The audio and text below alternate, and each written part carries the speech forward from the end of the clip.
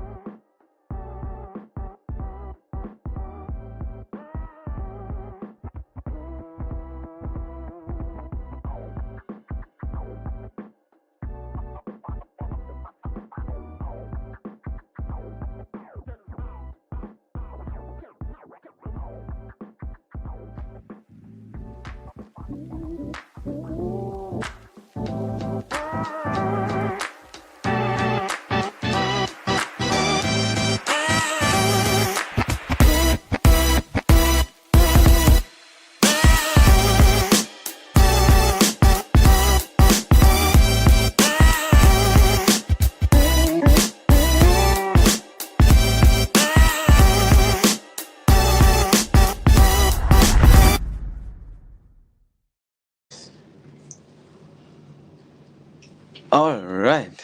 I think we're live. Are we? I guess so. Let me just check the tech real quick and then I say hello to everyone. Oh, yeah. No, shit. We are live. Okay. Welcome, everyone, to a Salt Brothers special. You guys are behind the scenes right now, so we are not at all done yet with the setup here. I hope everything is, like, just let us know if you guys can see what's going on and if you can... if like the voice is okay and if the cam is all right and everything, because I do see your comments, guys. So you can actually put it that way, maybe, Sensei. So if you also want to take a look. But what's happening right now? I'm here with the one and only, with Sensei, Solana Sensei, and Suilana Sensei. But we're not in the podcast yet. Like the recording hasn't started, so we're right now prepping the stage here, the setup. But we decided to also go on live stream as always, because when the Soul Brothers are interviewing someone special, then we're trying to take you guys backstage. And so you will see everything like just raw, unfiltered, right? I love that. I mean, it's a little bit filtered because you are filtered.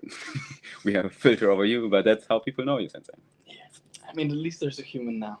There's a human. It's better than nothing. It is not just a panda PFP. Exactly. It's actually a real human. But yeah, we're gonna save us the official intro for the when we're recording. But I'm just gonna check if everything is good here. We hear you, Simon, Sensei, in the ski mask. Yeah, we're live. Good. Okay, because you guys are on the iPhone mic, so the quality is like okay, but the focus obviously here is on preparing a nice episode for us to ship on Twitter, right? So we're gonna do a little interview here with my dear friend Sensei, for the Soul Brothers pod. And since we're not live yet, I wanted to show you this. Do you know this guy? I haven't seen him around in the ecosystem. Prophet. Yeah, probably. Does he have like a mask like that? Yeah.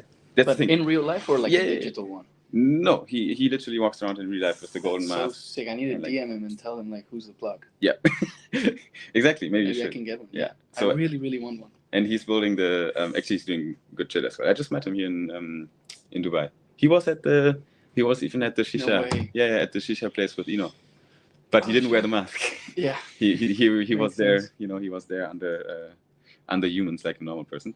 Damn. But when he's on stage, when he gives speeches as well, he has the mask. I think for him it's more like a personal branding thing. I don't know if it's about privacy and so on. Might be also about privacy. I haven't talked with him about it. But anyway, how are we doing with the setup? Perfect. I just want you to keep looking at him if you don't Yeah. mind. Just the focus. This one. To him, because you will be looking at him while talking. That is true. Yeah. Okay, cool. Nice. Yeah, let me know if the cam's good. So since I love the classes, by the way. They're iconic. Bro, can you believe I got these in 2021? That's Like, amazing, actually. And this project probably rocked, but at least they sent me these. What physical was the project? Bro, they had like soul shades, I think it was called. Yeah, we have them. Like sometimes on Solana events, I even have classes like this. Solana Yeah. shades, but Yeah, officially but no, from but the Solana. project was literally called like that. Okay, maybe And, that was just some people that build glasses. I mean, I don't think they rocked because they actually delivered the physical glasses, so I think that counts, right? Like, Yeah, I got my glasses, they work, I still have them, I still use them, so they were nice. that's kind of a good anecdote. Yeah, man. That's like 4 years ago, bro. Literally. That's a long time. I never thought I'd be using them for like a podcast, but here we are. Now at least they have a utility. The Exactly. utility shades. Literally. All right, cool. Okay, what is Soul Brother Sensei? Asks Diego. What is Soul Brothers? Yeah, They're asking me? yeah. I mean, that's your audience right now. I think they're coming from your account. What is Soul Brothers? Oh, He's wondering what's happening on Twitter because what is Soul Brothers? I think you should answer, bro. I mean, okay, Soul Brothers is the finest podcast on Solana, first and foremost. So we're building a media brand, we're building a media empire, and our job is to ship amazing content that's not just entertaining, but also informative, maybe even investigative. Maybe like we want to dig a little bit deeper. We want to bring personalities of Solana in front of people's faces, but the core of why we started Soul Brothers was shipping the latest and greatest from Solana. So if something crazy happened last week, we cover it. Nice. Every single week, we are going live at a fixed cadence every Monday. We're live streaming. And then people can also watch our podcast on YouTube and on Spotify, on Apple Podcasts, obviously. And we're shipping sick shorts on Twitter. So people can actually check out Soul Brothers Pod on Twitter. But today is not about Soul Brothers. Today is about Sensei.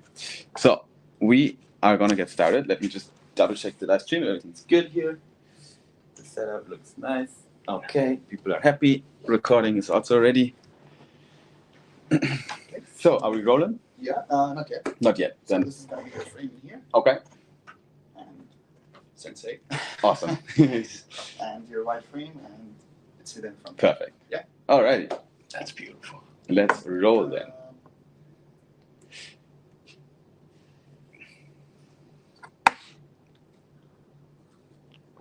Okay, guys. So recording is starting now. So we're doing the Just one small thing before I. Yeah. Because I'm on my last few days in university, I have some projects to finish. Okay. Is it possible if I wait outside until you finish? bro. I think we're good. Like I I'll said, control everything. if it's rolling, if the Yeah. mics are working, if everything is good.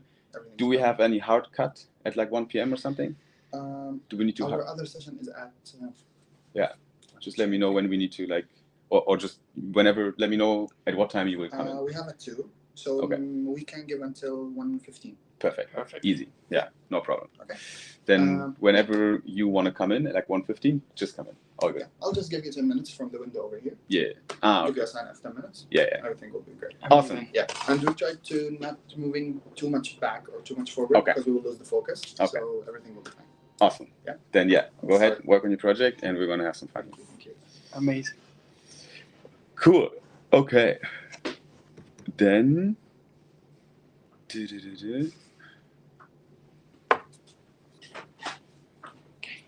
We're good?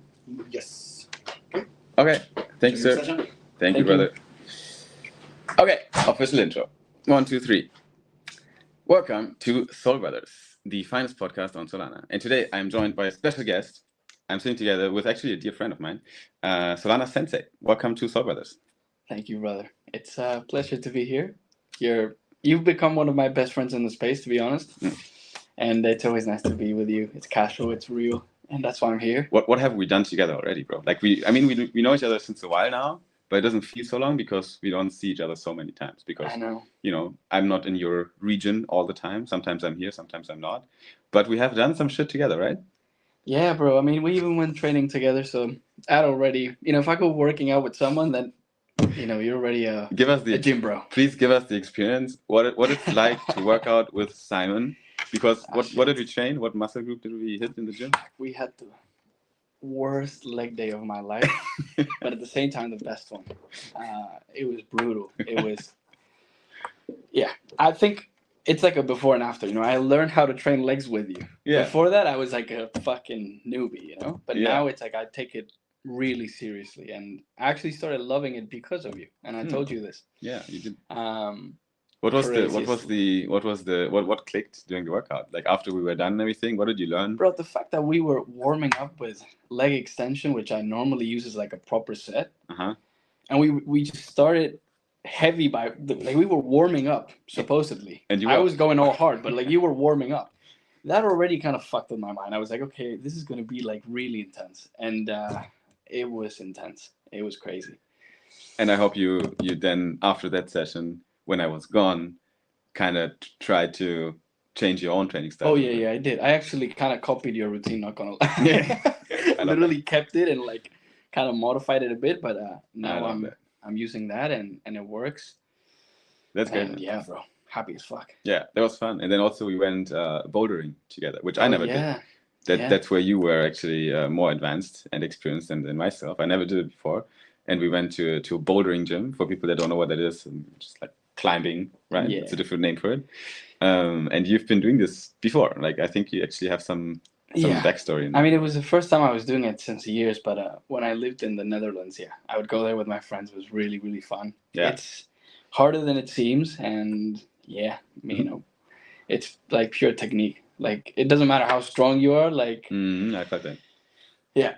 I mean, you were really good because of your strength. So you already had like an advantage, But normally it's more technical. And if you're not like me, just like fucking pulling yourself up. I mean, it works, It works, but I was fucking dead after. Like I was. My arms were for a week, so I was actually sore. I'm probably forearms, still sore. my fucking fingers, the muscles in your fingers get like huge cramps. Yeah. Anyway, we did some stuff together, and I was sitting here having a conversation about basically your journey. I want to talk a little bit about Sensei and who you are, and where you came from, and what you've been doing on Solana, and what you're up to. There's a ton of questions I have actually, and I mean, I talked to you before. Obviously, we had dinners together and everything, but I think this setup here is like, in a podcast, you actually have time for a real conversation. Yeah. There's no escape. You can't leave that door because. We block this slot for us right now, and I have the full attention, and I actually that's one of the superpowers of a podcaster, in my opinion. I can speak to people like yourself and get your full attention for like a dedicated hour, and I really appreciate that, by the way. So thanks for joining. Of course, bro. Thanks for coming to Soul Brothers and shipping some content to the community. And it was, I think, 2024 when I was watching the timeline for like weeks. And I saw Sensei posting high frequently about an upcoming collection, and people anticipated it, and it built up the hype. It was June 2024 when it dropped. Is that correct? Yeah. Okay, so 28th of June 2024, I think was the minting date, if I have that, if I see that correctly, and 3,333 pandas were able to mint for people in that NFT collection, and that was your second NFT collection. Exactly. Second NFT collection that's, in reality, it's kind of part of the same initial idea collection. It's kind of an extension. They're both one and the same. They're like two sides of the same coin. But yes. Talk about that. What does that mean? Why is it the same? Because in my mind, I have Namaste, which is the OG collection that you did, and it was free. I think it was a free. It was a free airdrop, not even a mint. So we directly airdropped 1,111 people. But yeah, the idea was to just give during a very difficult time. You know, Solana was at like $30. The vibes weren't good. My timeline was horrible, and I just felt like, you know what? I'm in a position in which I can invest some money into something and just give it all away. Yeah. I do it all the time with Sensei Gifts and with other things. So I thought, okay, let's invest energy, time, and resources into this free airdrop. So we just airdropped 1,111 NFTs, all one-of-one spiritual quotes written by me. And it was special, man. It was really special. It took me like 8 months to write them, and I swear it was very difficult. It's not as easy as it seems. It was a challenge for myself as well, but it ended up being really, really worth it. For some people, you know, it was kind of life-changing money because the value of the NFT went way higher than I expected. You know, I had no expectations for this. I told people expect nothing. It's just a free gift. Take it, appreciate it, and receive that energy that I put into it. And you know, we ended up creating a very, very, very, very strong family, not even a community. And so after that, I realized the potential we had, and that's kind of when Sensei came to birth. Right, that's when Sensei came to birth. After Namaste, I realized, okay, we have a very strong community. Yeah. But people don't have a PFP because these are the Namaste collection. They were spiritual quotes. So you cannot really use it as a PFP. There was no sense of identity for people. They could have it as banners, maybe, or they could post it in GM posts, which people still do. Yeah. And it's beautiful, but I also wanted to allow people to kind of represent what we call the love meta. So the love meta is basically this whole mission, this whole movement of love and awareness that I began with Namaste. And Sensei project, which came after, these pandas allowed us to let holders represent the love meta through their identities on social media and anywhere. Because it's a PFP. It's a picture. You can use it. People are actually using it right now as their Twitter PFPs. And it's made by one of, in my opinion, the biggest artist in Solana, which is Monolith, an OG artist that's respected by many. Created the Janepa Academy as well back in 2021. And he's a legend. In my eyes, he's a legend. He has one of the best art I've ever seen in my life. And so we had to choose him. We had to do everything possible to get Mono. Shout out to Mono for the amazing art. Yes. Because pandas are actually pretty sick. They are 3D animated even. You know, there's animation components in it. They breathe in, they breathe out. Exactly. It is actually it's unique, right? It's unique art. But then, okay, in June 2024, you minted out the Panda collection, which is technically kind of an evolution of Namaste. It is not you say it is related. It tells a story, right? From Namaste to the pandas. And it basically gives the Namaste community and family a face. Exactly. And a way to represent their values and everything the NFT collection stands for. Yeah, exactly. And it's kind of like it was sort of an expansion because 1111 was the total supply for Namaste. Yeah. And then we went to 3,333. Yeah. At the same time, one was entirely free and it was an airdrop. Right. The other one was a mint and it wasn't free. Mm-hmm. And so we've always maintained this kind of balance of yin and yang. Another problem that I encountered after Namaste was that it did way better than what I expected. The community wanted to get things on, wanted to do things, wanted to accomplish big things. They were really ambitious, but the reality is that we started as a free airdrop with 0% royalties. So it was basically a charity project. Yeah. There was no intention of making money.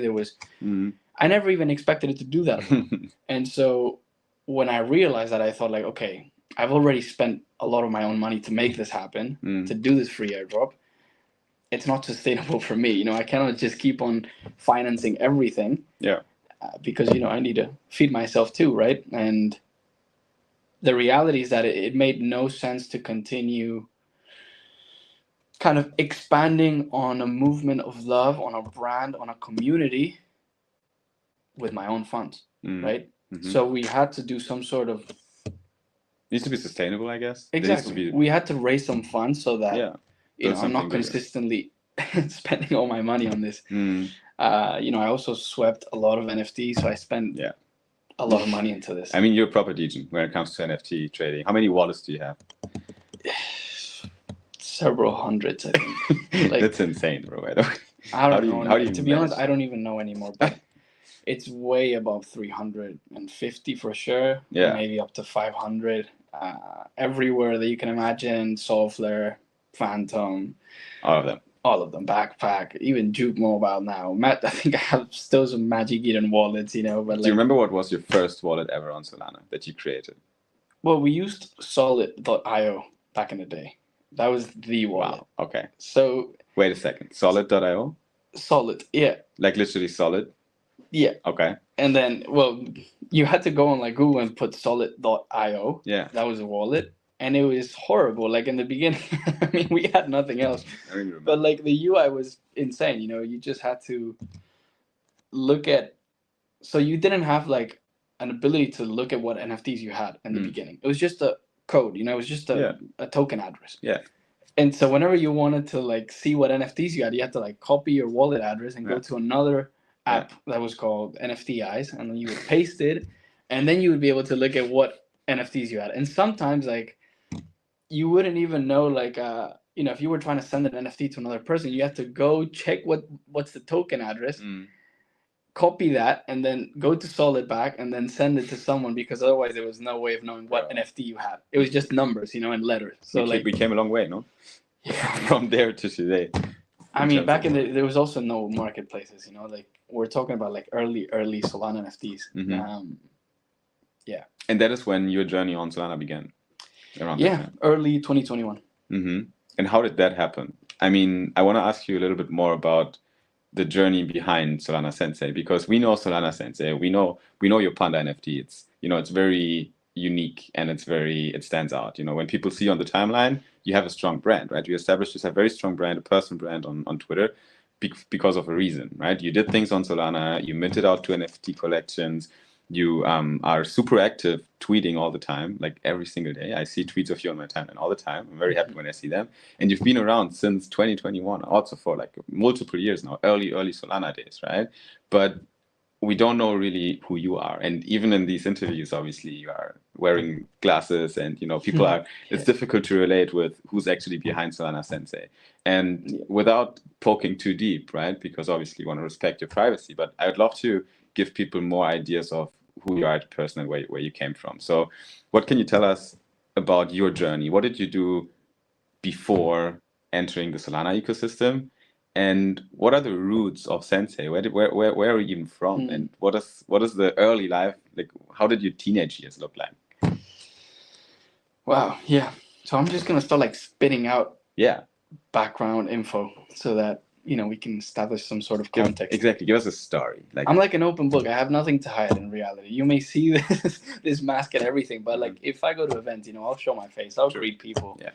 I mean, it's all good. I didn't meet Sensei that way. By the way, I know exactly how he looks like because he's not walking around like this outside. Exactly. It's more like a branding thing, and obviously in the internet, you know, you never know. But give us your story, Sensei.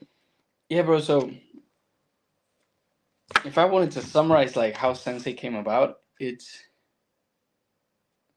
there's like a before and after in my life in which there were certain experiences, certain realizations that led to kind of the rebirth of an entirely new person. And that happened while I was in the Netherlands. So for those of you who do not really know me, I've traveled all over the world. I'm originally from Argentina. Right. Even though my accent may not sound like Argentinian, because I went to like different international schools. I have that Latino accent, you know, a little bit. You can kind of hear it, but I lived all over the world, traveled because of my parents' jobs when I was a kid, and so I lived in 7 countries. I don't mean like traveling, I mean like living. So you kind of start to get this, you start to develop these, like your ability to adapt to different environments. And you become very flexible and kind of opens your mind in many ways. And this already kind of started creating this person that I am now, right? So much change, consistently being out of my comfort zone, starting new schools, starting from zero over and over again, having to meet new people, speaking different languages, being forced to, make English my first language at one point because, I was an Argentinian guy that went to Switzerland, and then suddenly, I was forced to speak English. It was very weird. I would go back home with headaches, very intense for me, until I learned it, of course. But so I've been all over the place. But one place that really kind of changed me was the Netherlands. So after I was living in Spain, I went to live to the Netherlands to study. I was going to study international business. And I think the Netherlands was like a key turning point for me, a key tipping point. Because I started questioning life more. I started, I started caring about myself more. First started as a self-development journey in which I was consistently trying to improve myself. I was reading, I was going to the gym, I was consistently trying to learn new things. I would watch YouTube videos, I would do journaling, I would reflect on what I would learn, and it was just consistently obsessing over developing myself. It worked. It felt amazing. I was disciplined, I was productive, I was happy. And then at one point, that self-development journey took me to meditation. And through meditation, I started going deeper and deeper into who I am. And so that allowed me to experience certain things that I had never imagined, that I had never even heard about. And I started then reading more spiritual books and really trying to go deep and deep into who I am. Do you know where the urge came from, Sensei? The urge to, because I guess you were in your teenage years back then. Yeah, I mean, I was like 17, 18. Yeah, and obviously in these years, humans usually transform a bit and they go through things and they have, it's kind of a time of, puberty kind of ends, or, some people are still in there. So, but it's not normal, I would say, that you kind of go on this self-development path, that you opt for performance, that you aim for something higher at that age. Where do you think, just reflecting on yourself there, where did that come from? I'm not sure I can ever really understand how it happened, because it is unusual, but it's also unusual to live in so many different countries and experience so many, stimuli at different places and consistently escaping your comfort zone or being forced out of your comfort zone. So I think a lot of that helped me become who I am. But it's also an inner thing. I think at one point in life, you think, you may be doing everything right. You may be super productive, disciplined, and you may have everything that you wanted at that point. But you still feel like there's something missing. You still feel like you're not your full self. And that made me very curious. I was like, how could it be? Like, there's something more. I can feel it. I don't know why, how, or what it is, but I know there's something else. I know that this is not it. Right. This cannot be it. Like, life cannot just be this. Like, why do some people do these things and why do others don't? What makes me a generous person and what makes me do mean things? Why would I get into fights and why would I not do these things? You just start questioning everything, and suddenly it feels like you don't know shit, which we don't. And that's kind of when you start asking, okay, but who am I? That's like the ultimate question. That's what led to everything, this deep journey. Like, who am I? Like, for me to even talk about all these other aspects of life, I would first need to understand who I am. And people think like, oh, it's obvious. Like, I know who I am. I'm this and this and this. And you just start spitting out labels from the past. Like, oh, I am this many years old. I was born here. I go to the gym, so I'm strong. I'm smart. I speak, I don't know, 3 languages, or I get good grades in school, or whatever it may be. And you just start describing yourself with all these bunch of labels. And then you think like, well, wait a second.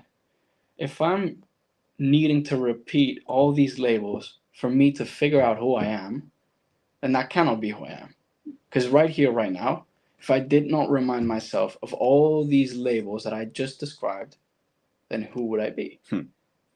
So there has to be something else, naturally. There has to be more to it.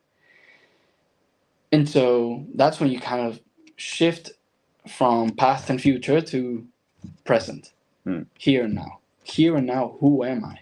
Right now, without even any thoughts. Because thoughts, again, what are thoughts? Thoughts are like accumulations from the past, just patterns repeating themselves. And so, without any thoughts, who am I right now? What's left? The essence of everything? What's left if you turn off your inner voice?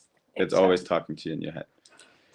And it's a very interesting journey, right? But it's available to all of us. It's always been there. And it just takes a tiny bit of attention, just shifting your attention inwardly for a bit, for a tiny second, and then suddenly you can become what you always were. I think consciously. To get there, to make these realizations, you need to stimulate your brain, and you need to get inspired by something. It doesn't fall from the sky. You need to hear things, you need to read things, you need to get influenced by people. What and who would you say inspired and influenced you to take the journey of exploring yourself more, to get into meditation, to work on your little monkey mind, that's always fucking going left and right because someone told you it's a good idea to sit down and live in the presence and be aware right now. Is there any books, any authors, any people you followed online where you say these people actually influenced me a lot? That book actually gave something to me. So I would say my dad helped in the beginning. Oh, he was the one that kind of introduced me to meditation, actually. Wow. And in the beginning, it was just kind of like, just try it out. Do like 15 minutes. See what happens. Okay. It was kind of like an experiment, And for some reason, I think because I saw my dad as like a very smart, intelligent person, and I looked up to him, I thought, he must know something. I'm going to try it out. And so I did, and I definitely felt something. I couldn't explain it, but I knew there was something new, like a new kind of, like in my brain, there was like a new light popping out. It was like, what the fuck is this, And I could feel it. And that kind of began everything. But apart from my dad, obviously, I had some gurus. I had people that I would read about, that I would listen to. And they're all Indian. And that's kind of how Namaste also came about. It's kind of honoring my gurus. That's why we called it Namaste as well. Yeah. Do you recall any of the names and authors? Yeah, of course.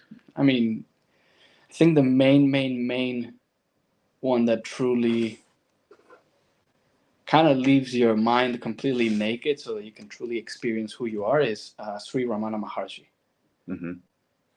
I think you got to say that one more time slower so people can look that up. Sri Ramana Maharshi. Okay. Maybe, I don't know exactly how Indians would pronounce it perfectly. That's all right. There's probably another way to do it, but for you guys to understand. Yeah. Then okay. There was also Papaji. And there was also Nisargadatta. And you listen to audiobooks, or you read their works, or so you consume? The thing about these enlightened gurus were not, some were more vocal than others. But for example, Sri Ramana Maharshi was in a constant meditative state. He rarely spoke.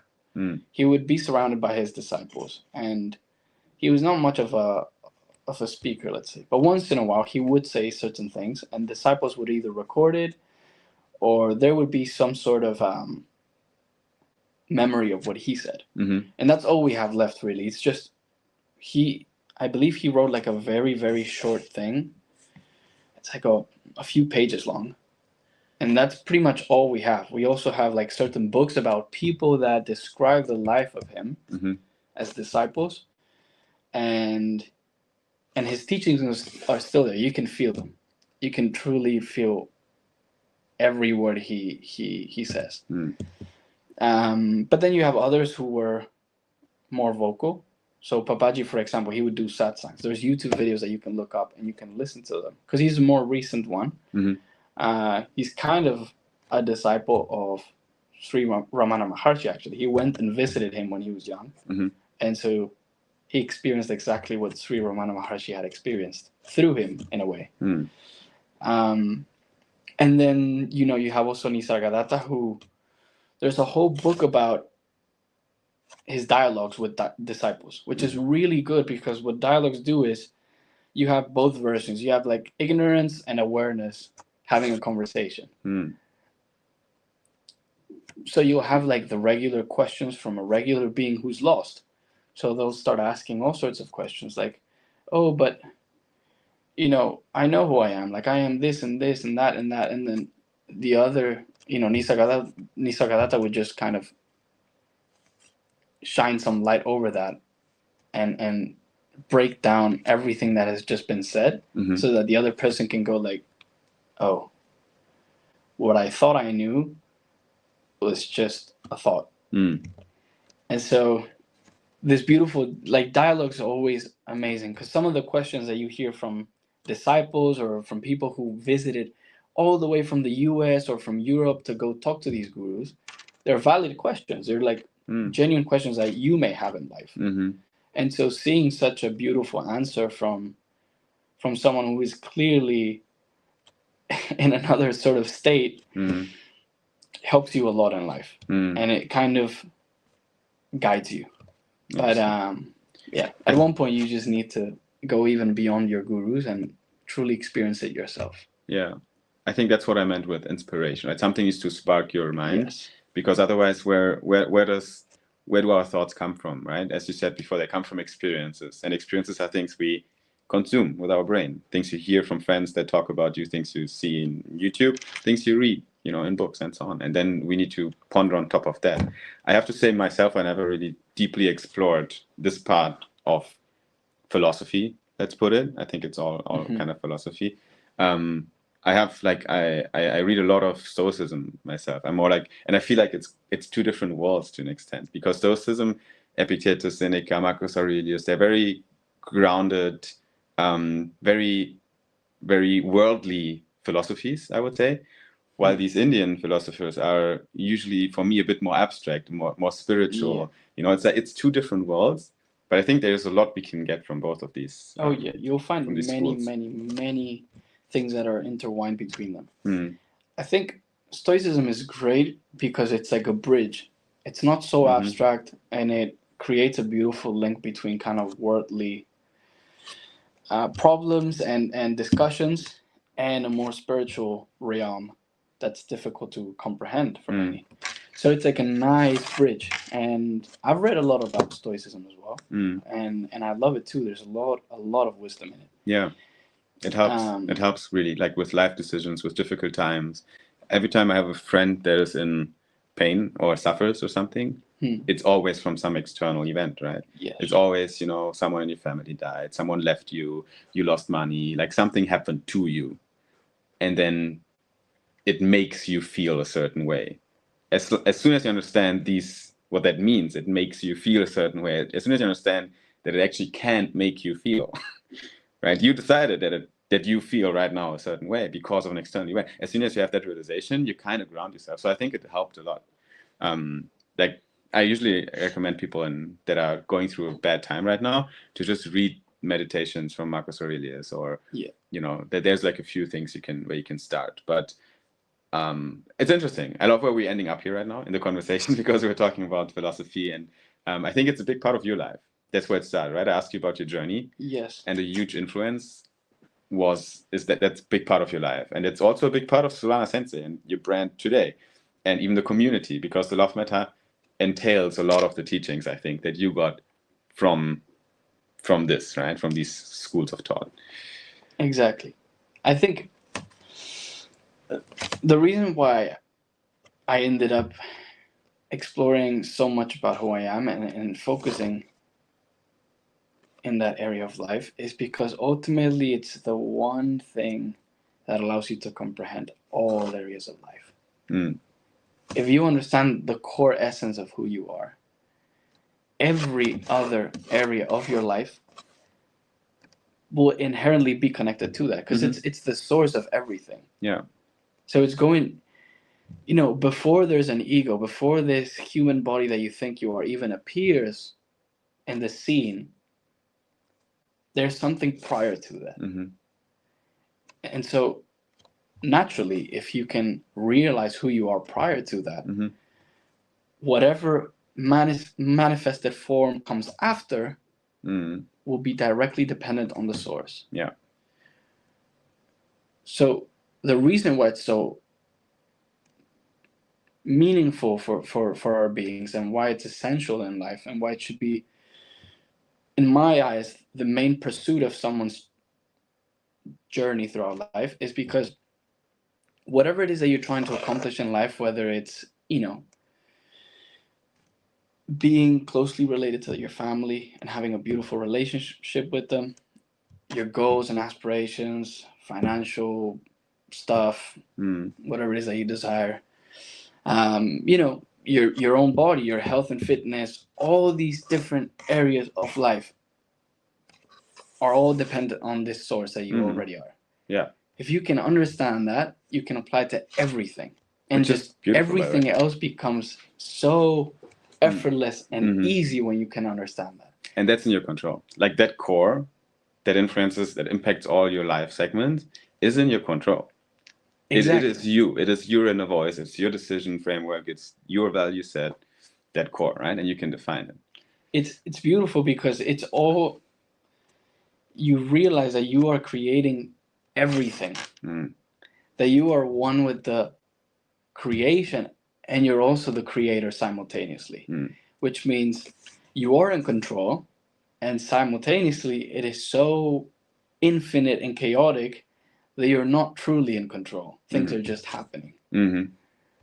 And so it's like the most empowering thing one can experience in life. And that's why I say it's a before and after, because if you think about it, in my life, everything that I ever desired as an ego became possible right after this realization. Interesting. Yeah. So every area of life, every kind of success story, everything that I accomplished in all the areas of life was thanks to understanding the essence of who I am. Thanks to going back to the source of everything. Cool. Yeah, I think, and that brought you here, where you are today. That made Solana Sensei. That created the NFT collections. That helped you to mint out the Panda collection, right? Which helped you also to actually fundraise like a significant amount and now do things in the ecosystem, right? And you're super active. Still, I think there's always two sides to the coin. And while you had a lot of success on Solana, I'm pretty sure that there must be some dark side of your journey in the ecosystem. And I would like to learn a little bit more of the pains you went through, because as an influencer, as someone that has an audience on Twitter, you're getting grilled. There's no argument around it. There's always bad voices, accusations, people that tell you things you don't want to hear. Twitter can be fucking toxic, especially in hard times. And you've been through a lot of cycles. So you've seen it all. Tell me a bit more about tell us about the pains being Solana Sensei and having kind of that target on your back that tells people to, shoot at you. It's interesting, because if there's no polarity with an account, you're probably doing something wrong. It doesn't matter what your intentions are. It doesn't matter how much you give. It doesn't matter how much you take. Yeah. As long as you're a big account, there's always going to be people who say stuff in a negative way and some people who support you. There's always going to be that contrast, that kind of yin and yang energy. Exactly, yeah. It's a balance of life, you know. Sometimes it's not easy, and sometimes you can kind of just laugh about things because it's inevitable. Are you fundamentally cool with it, or does it get you sometimes? Of course it gets me sometimes. Yeah, like a bit under your skin when you read some comments, when you get some yeah of course. I would be lying if it doesn't. You know, it gets to you, and it's also part of the responsibility of having a big account, you know. You know that you're going to get flamed one way or another at one point. It's impossible to not, you know, get grilled by people. But I guess sometimes it feels like you cannot do anything about it. And that in itself is a bit frustrating because you know that people speak from when you hear or listen to some comments, usually you can understand where those comments come from. And any person that takes time of their life to throw shit at another person must be in a dark place. Inevitably. There is no other reason why a conscious being would spend time in their life to throw shit at someone. So that in itself is evidence that there is something not right with the other person. Which in the beginning makes me want to reach out to those people and talk about it. I'm a very, you know, transparent person. You know, if you have something wrong with me, let's talk about it. I'm happy to hop on a call. I'm happy to answer any questions. I'm happy to help you out if you need guidance. But I'm there. Yeah. I'm not going to escape from it. Right. I'm going to face it face to face and we can talk about it. And I mean, that's what we're doing right now.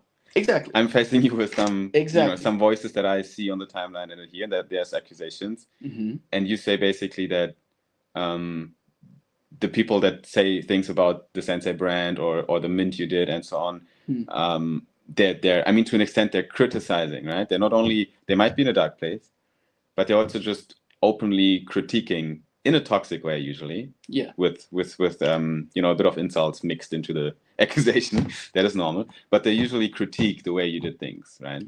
And how do you face them? Like, what do you say to people when they tell you, you know, you raised a lot of money with your NFT collection and you extract out of the ecosystem? I think that's some of the worst things I see on the timeline. You're not a unique case. Like I see it for other creators as well. Yeah. How do you react to that? What would you tell that person if you're on a call with him? I mean, you cannot really generalize like that. Everyone has a different issue. Some people genuinely hate the way I am. You know, they just genuinely hate it. You know, it goes against everything they stand for. I get it. They may be very logical people. Yeah. They may be, you know, kind of. True. If I start talking about spirituality, it's like, oh, that's nonsense, abstract bullshit. He's a drug addict, whatever. And like, I get it. You know, like I get it. Whatever you've experienced in life led you to think in a different way, a different path. And that's totally okay by me. But, you know, when you start criticizing people based on what you do not like, or when you assume certain things, that can be a bit dangerous for you and for the other person, because you're assuming things as if you know the other person, but you don't.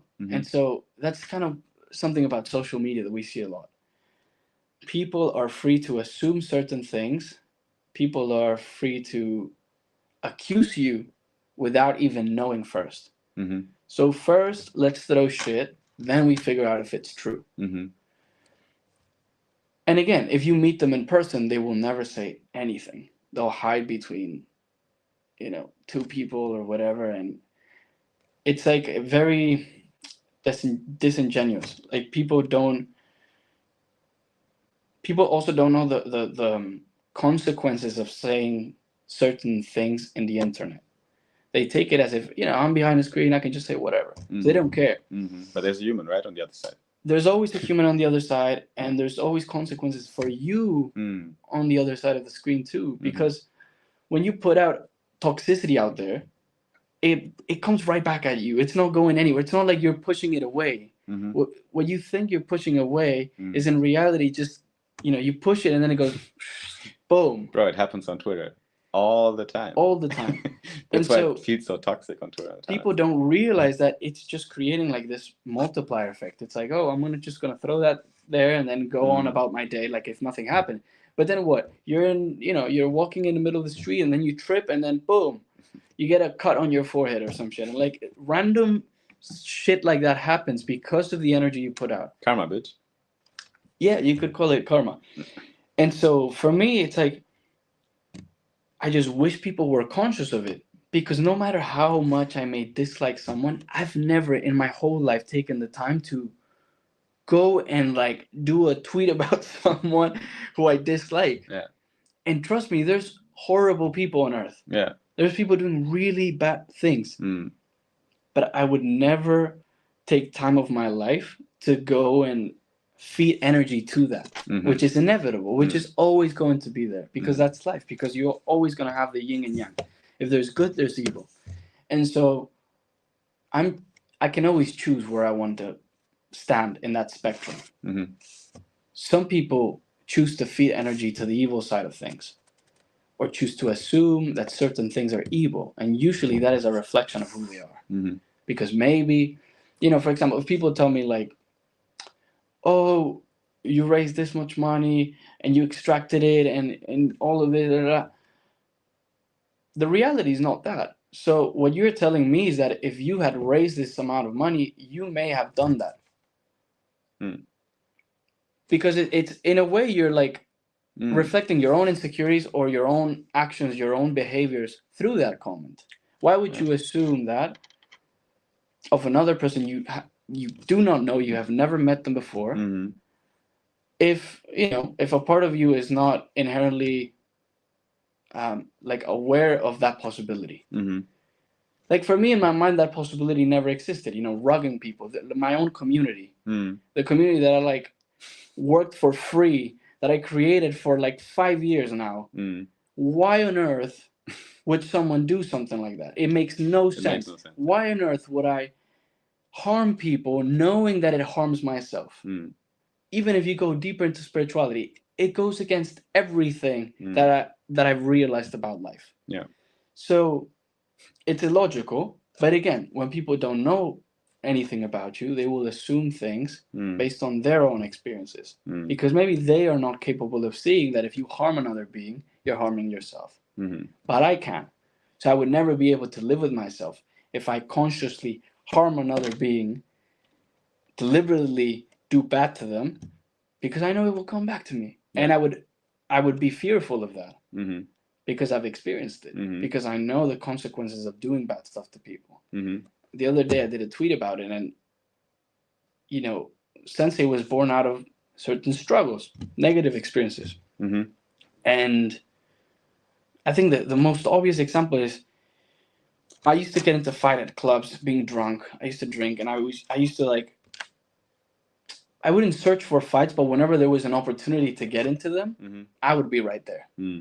And so sometimes I would win those fights, and many times I would then suddenly get ambushed by a group of guys who were the wrong people. And then I would just get fucked up. And I would really live that karma. And I would realize, like, I got myself into this. I chose to be here. And now life is showing me exactly what happens when you do bad things to other people. Just comes right back at you. And it was instant karma. It wasn't even something that takes some time. There's some other examples which are more long-term. You do a lot of bad things, and you think you're getting away with it, and then suddenly at one point, it hits you. Everything comes back. But this was instant karma. So it's like a clean, perfect example of what happens when you punch someone. You get punched right back. And that's what would happen, Yeah. And if I won one fight, then the next one I would get fucked up by a group of guys. And I would then go back home praying and thanking that I was still alive, or that they did not take out a knife or some shit like that. And yeah.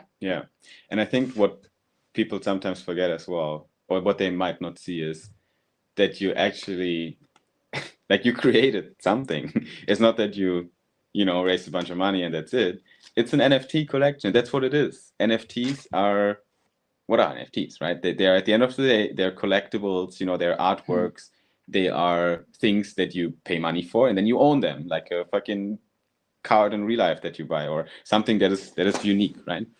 And you created that. It's beautiful art, right? It is definitely artistic, and there's a community around it. There's values around it. There's people are actually reacting to your stuff. You're tweeting a lot. You're putting out content. You have a Discord channel. Like there's so much shit you actually did, and I think that is super important to say here, right? Like it's not. You don't just like raise money. If you're in NFT collections, that's what you fucking do. You raise money and some people, they use the money and they build a product maybe, and that's their core, whatever. That was the ultimate goal, right? But it was never really the core of Solana Sensei, in my opinion. When I hear Solana Sensei, for me, it's a community. As you said, it's a family. It is about giving people some sort of belonging. It's about also delivering value back to that community, which is also something you do, right? It's some of you, it's part of your core business. And even prior to the mint. Yeah. I don't know how many times I emphasized it, but I'm sure that a lot of times. I know what you're going to say. Everything about this mint was against utility, was against the need to create things or excuses to justify why a project should have a high floor price. Yeah. So there was no utility. Yep. There was no expectations. There was no fake promises. There was no even roadmap plans. I wrote so many tweets about that because I genuinely wanted to tell people, like, please expect nothing. And when I say nothing, I mean nothing. It's not a trick. It's not marketing. It's not a gimmick. It's nothing. It's that simple. Nothing then unconditional love. That's what I read a few times. Exactly. Which is the community aspect of it, right? It's not just some voodoo, of course, whatever. It is, belonging, community, whatever. That's what you can expect. And we did so many things that, to be honest, I never wanted to even do them. Yeah.